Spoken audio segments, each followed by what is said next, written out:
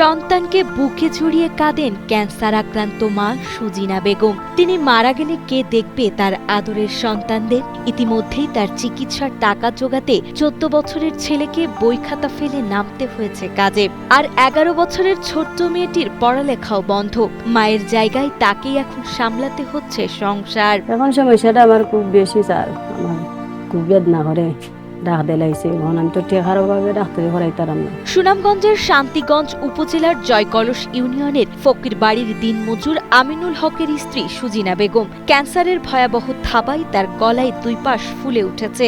যন্ত্রণায় ঠিকমতো খাবারও গিলতে পারে না তিনি।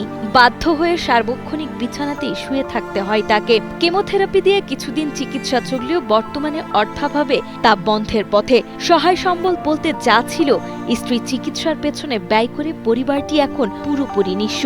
ধরা বলছে আমি সুনামগঞ্জ গেছিলাম, সুনামগঞ্জের স্যারে ভাটাইছে পপুলার তো কি ভাটাইছে রিপোর্ট ঢাকা তো কি করে আইসে রিপোর্ট হয় ক্যান্সার হয়ে গেছে। এরা টাকা পয়সা একবারে কিছুই নাই, এরা খালি 2 দিন খুঁটাখানো আছে, আর তারা আগে দিয়েও জায়গা নাই, আগে দিয়ে আর একজনের জায়গা।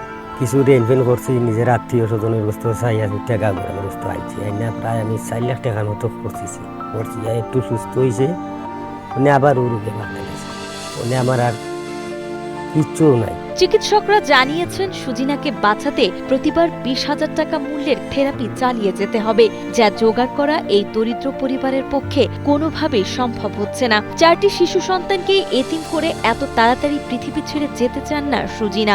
স্ত্রী এবং সন্তানদের মাকে বাঁচাতে সমাজের বিত্তবান ও হৃদয়বান মানুষের কাছে করজোড়ে আর্থিক সাহায্যের মিনতি জানিয়েছেন সুজিনার স্বামী আমিনুল হক ও তাদের প্রতিবেশীরা। আমি দেশবাসীর বস্তু একটু চায়, আমরা যদি আমার মায়া করে আল্লাহর হুকুমে বাঁচাইতে, আর আমার কিছু করার নেই, সম্পদ নাই।